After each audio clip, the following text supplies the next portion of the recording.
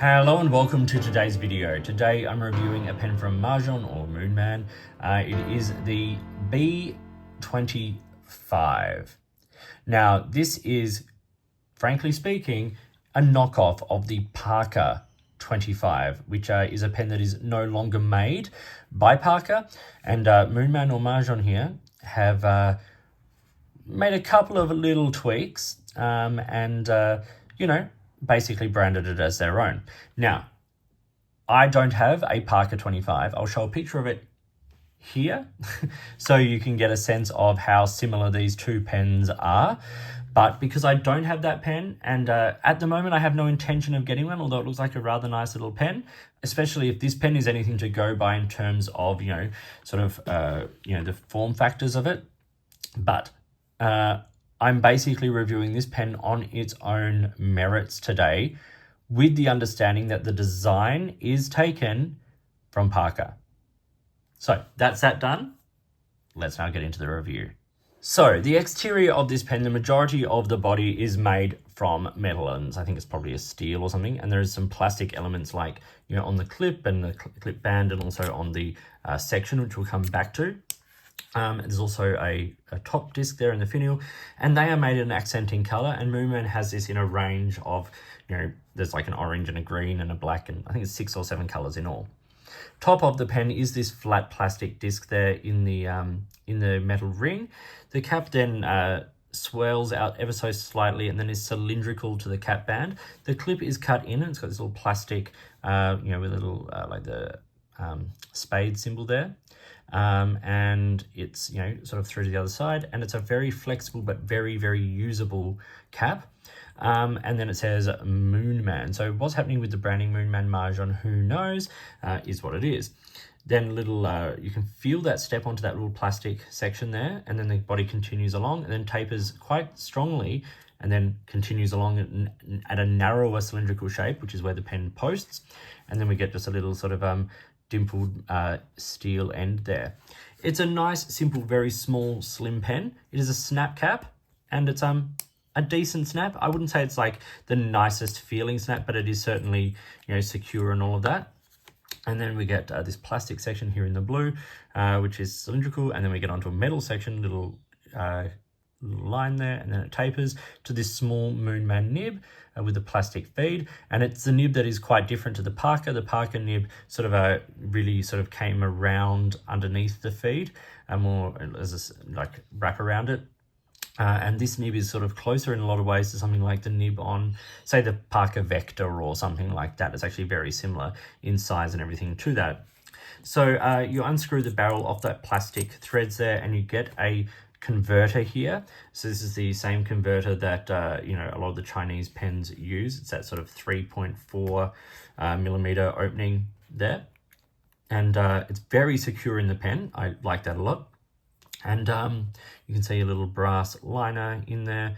One of my concerns is the plastic on metal threads there, that it might loosen over time, but that would be determined given more time with the pen. I've been using this now for on and off actually for a couple of months, and I like it a lot actually. I find it a fun pen to use, and I haven't noticed any the threads being chewed up or anything like that, given the use I've given it or anything like that.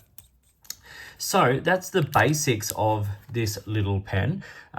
It's definitely got vintage vibes, of course, given the fact that it's a pen that was, I think, originally designed by Parker in the 1970s. But it's it's cool. I think it looks cool. Parker were onto something. Moonman know that, and have created this pen. So for the size comparison, here it is alongside a Lamy Safari. You can see it definitely is narrower than the Safari. It's also slightly shorter there as well. Uncapped, it still is shorter. I've used this pen both posted and unposted. I have no problem with either. It posts very deep and secure. The Lamy Safari definitely posts considerably longer, but I think the way that the Moonman here posts is really comfortable, and it makes it a really nice sort of everyday carry pen size. The specific dimensions of the Moonman or Majohn B25 are, it's 131 millimeters when it's capped. It's 121 when it's uncapped. So yes, it is a little on the smaller side when it's unposted.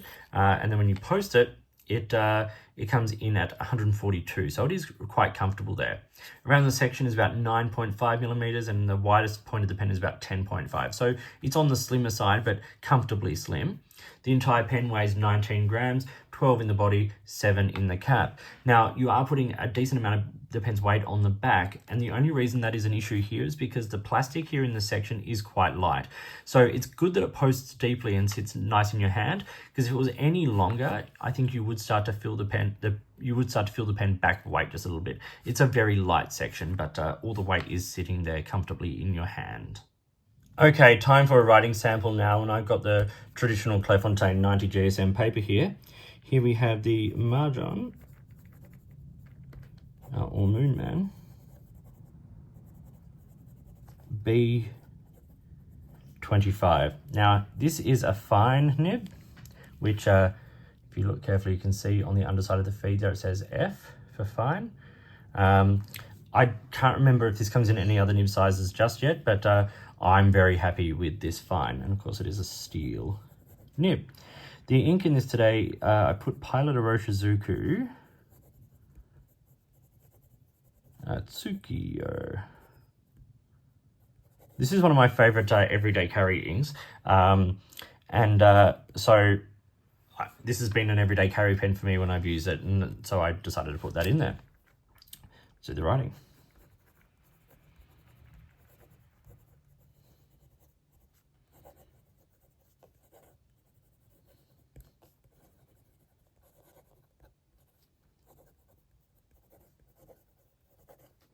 So it is smooth,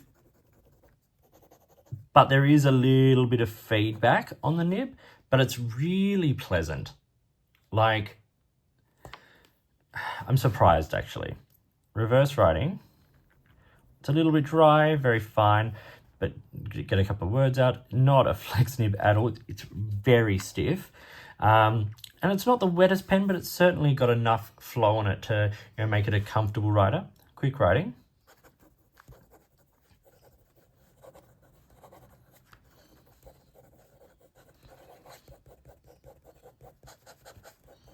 The only issue I have is that with quicker writing, particularly on things like the side strokes, you do get a slightly thinner, drier line. So it does still write, but it's not writing with the same sort of ease or sort of generous sort of flow you might get from other writing with the pen. For everyday writing, for note-taking, for to-do lists, for carrying in your bag and just writing something on the go, it's a really interesting option, and especially at the price point. And what is the price point? Well, I paid a grand total of 11 Australian dollars for this, including postage. And I've since seen it slightly cheaper. I've seen it more than that, but that is what I paid for it a few months ago when I got it. So I think it's an amazing bargain. I understand Moonman have taken the design of a pen from a incredibly respected pen brand in Parker. They have taken a pen model that is no longer being made and have made a couple of tweaks and put it out as their own. Moonman have been doing this for years. Are any of us surprised anymore when Moonman produce a copy pen? Absolutely not. And generally, I've spoken out about my my concerns about this with different pen models over the years. And I feel the same here, but I am conflicted here because this is a pen model that is no longer being made. It's not like they're making another version of the Pilot, Capless, or Vanishing Point. They're making a copy of a pen here that is no longer being made by its original manufacturer. And they're not passing it off as Parker. They're just taking the design and, rebranding it, if you will. So there are moral, intellectual issues here, but in its own right, for a pen that costs, $11 Australian, there's a lot going on here that I really like. So let's talk about a few pros and cons. Okay, I have multiples on both sides. Con-wise, I think the balance is slightly off. That section is very light, so you do feel the weight here as opposed to in my fingers, which is where I generally prefer to feel the weight of a pen. Another con, not all the tolerances are brilliant. As I said, you can feel the step down here, which I don't really enjoy. Like if that had been sort of smoother, I think it would have been great, you know. And like, I can't tell if, I don't know if you can see, but like around the cap, that disc, there's like a little gap just in there, which is inconsistent around the rest of the cap. Things like that, little inconsistencies like that, you know. The engraving isn't brilliant. There's like little scratches and things on the clip, and that's how it came to me, I should say, as well. So tolerances, quality control, not always going to be top notch with a brand like Moonman, whereas Parker put great care into their items, and you can buy these secondhand quite a lot in pretty good condition, and you will pay a heck of a lot more than 11 Australian dollars for it, but you can still buy secondhand versions of it. I have long-term concern for the plastic on metal threading. You know, at the moment it's holding up perfectly fine, and I've not really run into that issue with any of my other pens that do that, but that is something to be aware of.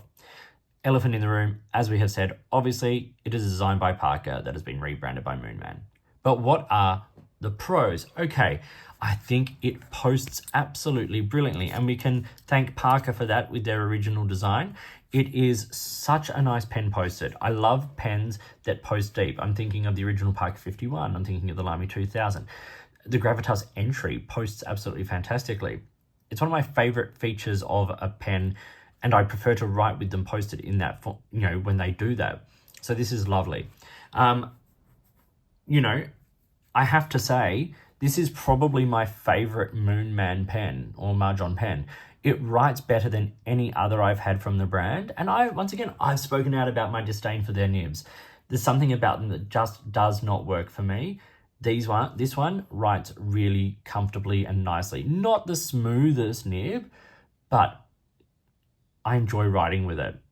And also, to reflect that elephant in the room, this is a pen design that deserves to be out in the public. It's interesting, it's fun. The people I've shown this to, without telling them that it's got anything to do with Parker, have enjoyed the pen's design.